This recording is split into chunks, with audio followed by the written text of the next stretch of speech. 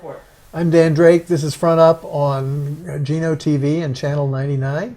We have back with us today Greta Feeny from the Nantucket Community Music Center. NCMC. It's a mouthful. NCMC, I know. And we want to talk about several things, but first we want to start out talking about a couple of unusual instruments you're sort of featuring one way or another. Yes. One of them is a red. The red Mendelssohn Stradivarius. Right. It's another mouthful, also known as the Mendelssohn Red. Mendelssohn Or Red. some people just call it the red violin. Tell us about Elizabeth calls it Felix. Felix. The owner of the instrument, the violinist, American violinist Elizabeth Pitcairn, has nicknamed the instrument Felix because, of course, it was owned by Felix Mendelssohn. So. Of course, yes. I'll get it one of these days. Yeah, and it's red. It's unusual. It's an unusually deep. Is that red a finish or is it the wood that's red? Well, in the movie, of course, the red violin, which is somewhat apocryphal. It's a very sexy movie, actually. I don't know if people are expecting that because they don't associate classical music with sensuality, which is something this weekend will change. Yeah, well, I mean, some of them some of those composers had quite interesting lives in that respect. But Absolutely. That's not what we're here to talk about. It's just it's the wood, I think. But in the movie, they posit that the violin maker put human blood in the varnish. And it was the blood of his wife because she died during childbirth while he was making the violin, and he was suffering unbearably and couldn't part with her spirit. And then he gives the violin to his son, and of course it's like a haunted instrument. That's sort of, it's a wonderful story. So how does this play into NCMC? Well, Elizabeth is going to play an amazing concert. With the red violin? Yes, she's bringing it to Nantucket. With the Stradivarius Mendelssohn red violin. Yeah, and I mean, some people, many classical music lovers regard it as the most perfect acoustic instrument ever created. So we'll get to hear it and I guess see. Sometimes I think it's like wine. People taste it and you're expecting something, and maybe you think you have to train your palate to appreciate it. But Elizabeth says, in kind of layman's terms, the sound just rockets to the back of the room. It's like so you don't really require a trained ear to pick up at least some of it. You may not get all the subtleties, but it's loud. It's a big sound, and I think that's one of the things that makes it so valuable from a practical standpoint for a musician. That it's wonderful for big romantic orchestral music where you have to cut through the sound of a symphony orchestra as the soloist straight to the back of the auditorium. So from a standpoint of a singer, my gosh, I wish I could upgrade my voice in that sense that you could have a violin that has that much more power and clarity and precision in its sound and its ability to deliver to the audience. So when is this recital going to be? It'll be a concert, and it's sort of a weekend of different events. And I would be remiss to not mention that Elizabeth will be joined by a string trio from the Orpheus Chamber Orchestra, which is, as you know, really a world-class group that concertizes all over the world, but primarily is located in New York. And they're unique in that they don't use conductors. They don't use a conductor. They're a conductorless orchestra. How many of them are there? Well, it's a big group now. It started as a chamber ensemble, and now it's grown into an orchestra. Wouldn't normally have a conductor, right? Correct. Well, but that's what distinguished them. I mean, I don't know. They must have a certain group of personalities where they can communicate effectively. But any orchestral player will joke about whether or not a conductor is really necessary. There's lots of really nasty jokes about conductors. But anyway, I sort of digressed. What was your question? The question was about the weekend and what else is going on and so when is it? To be clear. Hang on for a second. Yeah. This thing's going to die and I don't want to. So you're going to talk about, you can ask that question again, okay? About that. Dan, would you? Hang on. So let's get back to the weekend. When is it happening and what else is going on? The weekend starts on July 15th. We have a screening of the film. So the idea is to get everyone's senses peaked and really excited for the main concert event, which is on Sunday afternoon. So a little build up and then a delay in gratification. It was the plan from the beginning. So you show the film to inspire people's imagination, get them interested in hearing the actual instrument. Elizabeth will not play until Sunday, but she'll be available at a meet and greet, a champagne reception at the Music Center. Claudia Butler from Ambrosia is designing a chocolate for us. And she takes that very seriously, so she'll be listening to this music and watching the film in order to understand what spices to put together into the chocolate. Wow. So we'll have that kind of sensory delight. There'll also be a collection of paintings by James Harrington, beautiful oil paintings, all music themed, that we'll show for the first time at the Music Center. So all of your senses will be hit, except we'll delay the gratification of music until Sunday. Yeah. So the film will be at the Dreamland? Correct, in the Studio Theater. And then there's also this other wonderful serendipitous gift, really, that came my way while I was in the planning stages. A Steinway rep, who's a friend of mine, Brendan Murphy, was on island, and he came to the Music Center because we were talking about our plans to make NCMC an all Steinway school, sort of a 3 to 5 year plan.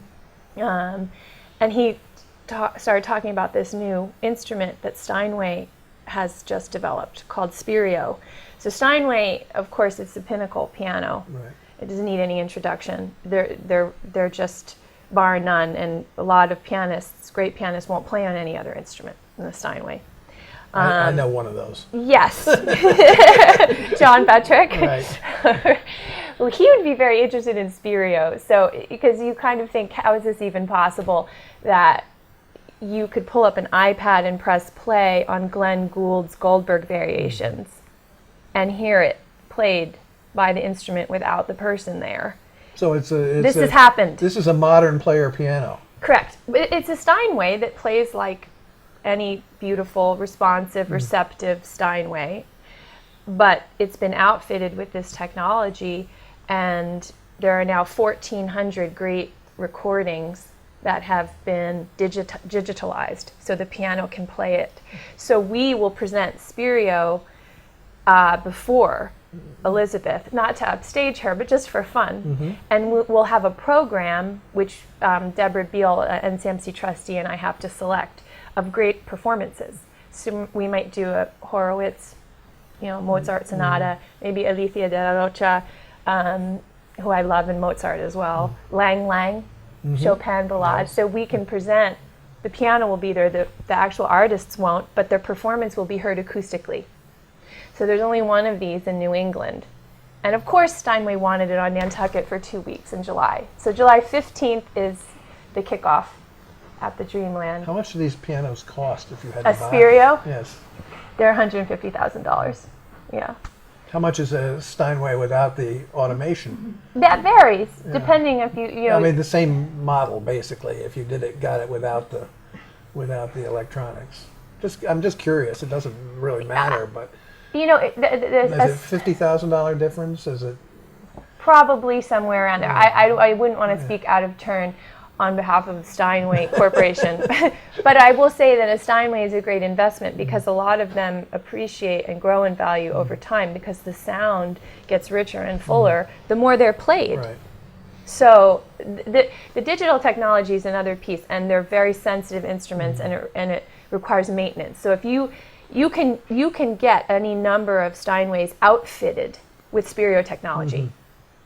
But then you will have to, the instrument has to be tuned. If you have it playing all day long for your friends while you're having a cocktail party, you're going to have a Steinway rep come in and tune the instrument and make sure that it's... Now, I really have an off-the-wall question for you. Is it easy to get a piano tuner on Nantucket these days? Because I know for years it wasn't very easy. No, is the short answer. It's not easy, and there's a difference between a tuner and a technician. A piano technician, it's a technical degree. It's actually a very expensive degree to obtain, and it's at least 2 years of protracted study.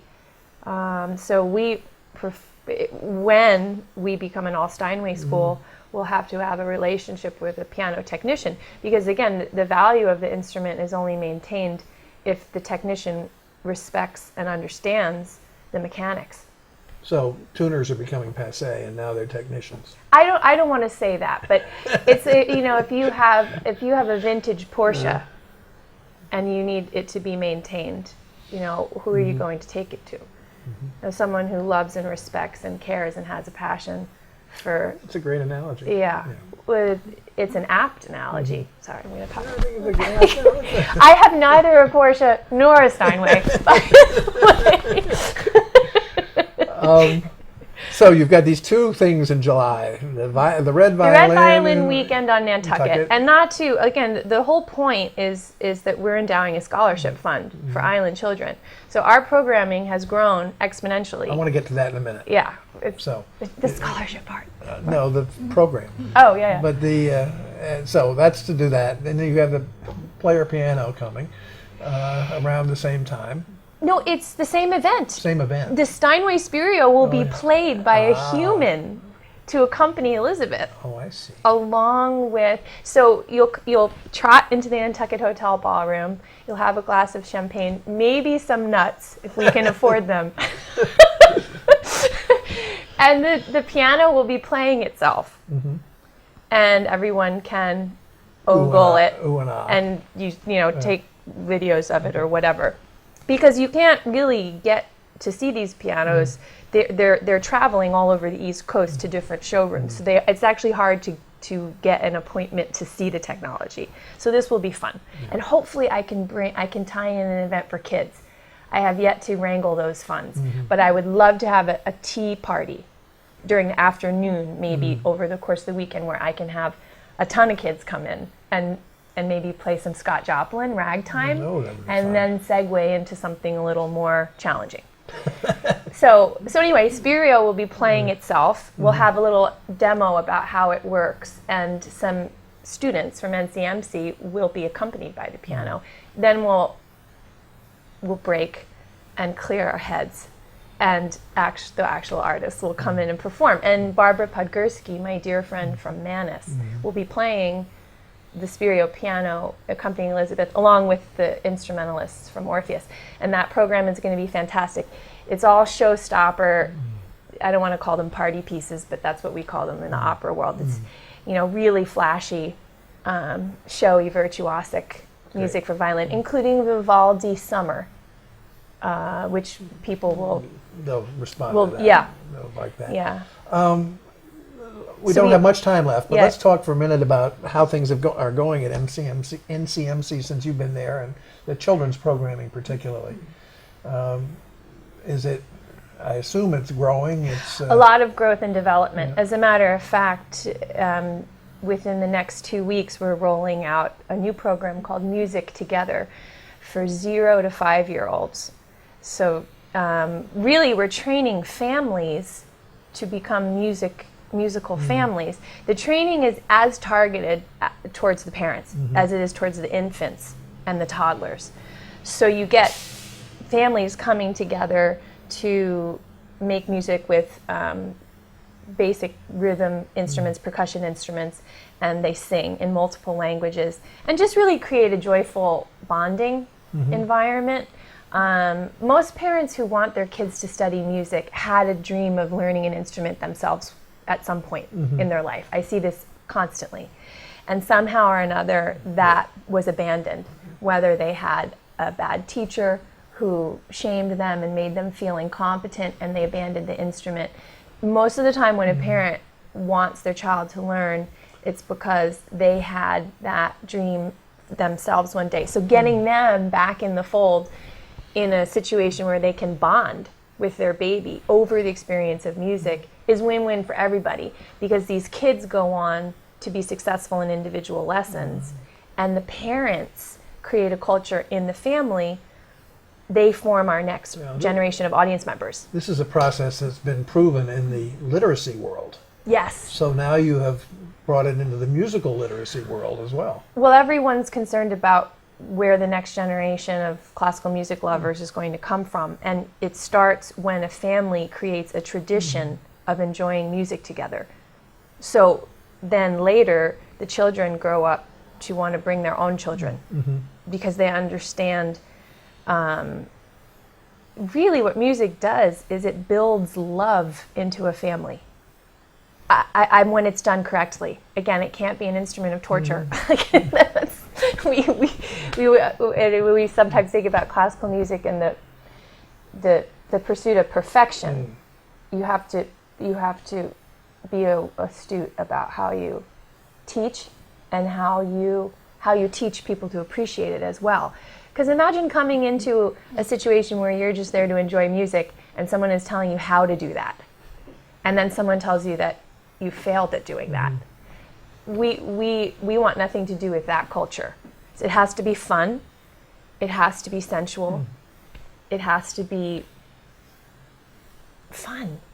Really, it has to be fun. And so I think what we've done with Red Violin, we have a film that's it's fun. And it's serious fun. So, but I would be remiss to say also, I came in here with this tagline, access to elite culture. And a lot of people say, I don't like the word elite. And I say, well, focus on the word access then. Okay? Because that's what we're doing. And Western classical music it's incredibly expensive. The instruments are expensive. The fact that a person has to spend 10,000 hours practicing before they're good enough to make a living, that's expensive. Right. You're spending 10,000 hours working before you can even get paid to play. So we're talking about an investment of time, and in the case of a string player or a pianist, you have to have a wonderful instrument.